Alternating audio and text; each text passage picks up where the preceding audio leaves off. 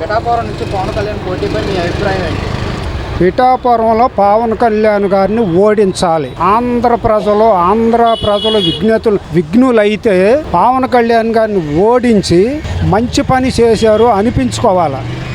ముఖ్యంగా అది మొన్నటి వరకు భీమవరం నుంచి పోటీ చేస్తాను, కాకినాడ నుంచి పోటీ చేస్తాను, కాకినాడ నుంచి పోటీ చేస్తాను వ్యాఖ్యలు చేశారు. వాళ్ళకి ఏ అంశం మీద, ఏ సబ్జెక్ట్ మీద, రాజకీయాల మీద, ప్రజాస్వామ్యం మీద ఏ మాత్రం అవగాహన లేదు.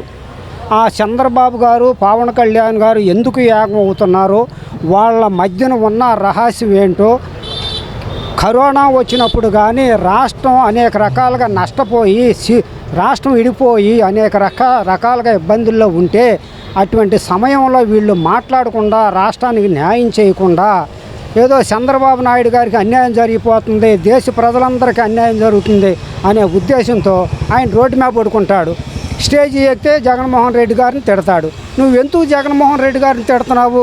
జగన్మోహన్ రెడ్డి గారు చేసే పని ఏమైనా ఉంటే, తప్పు ఏమైనా ఉంటే చెప్పు, రా డిబేట్కి రా.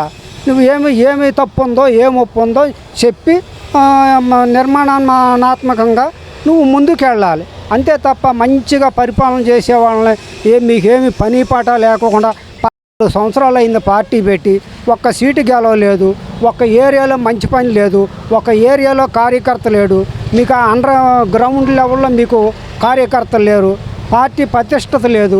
ఎంతసేపు చంద్రబాబు నాయుడు గారు ఆ బీజేపీకి వెళ్ళి బీజేపీ వాళ్ళ పక్కన ఫోటో దిగితే ఇక్కడ వచ్చేస్తుంది అధికారం.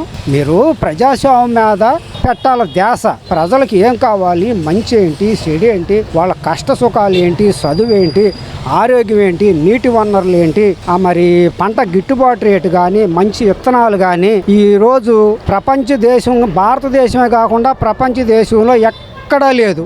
ఇక్కడ జగన్మోహన్ రెడ్డి గారు చేసే పరిపాలన మన ఇంటి ముందుకు వచ్చేస్తుంది. సమాచారం మొత్తం ఇంటి ముందుకు వచ్చేస్తుంది.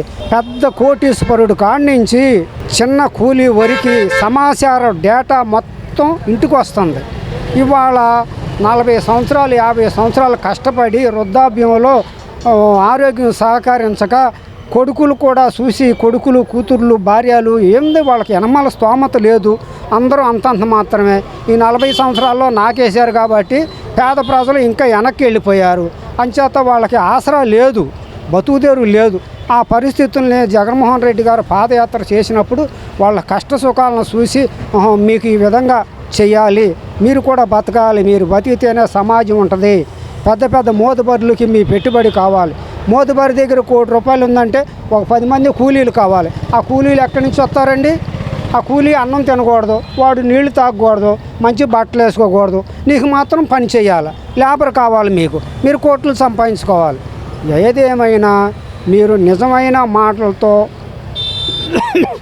నువ్వు మనసులో ఒకటి ఉంచుకుని బయట ఒకటి చేసి నవ్వుల పాలు అవ్వకుండా ఇప్పటికైనా మీ తప్పులను తెలుసుకుని జగన్మోహన్ రెడ్డి గారిని ప్రోత్సహించి ఆంధ్ర రాష్ట్ర అభివృద్ధికి తోడ్పడండి.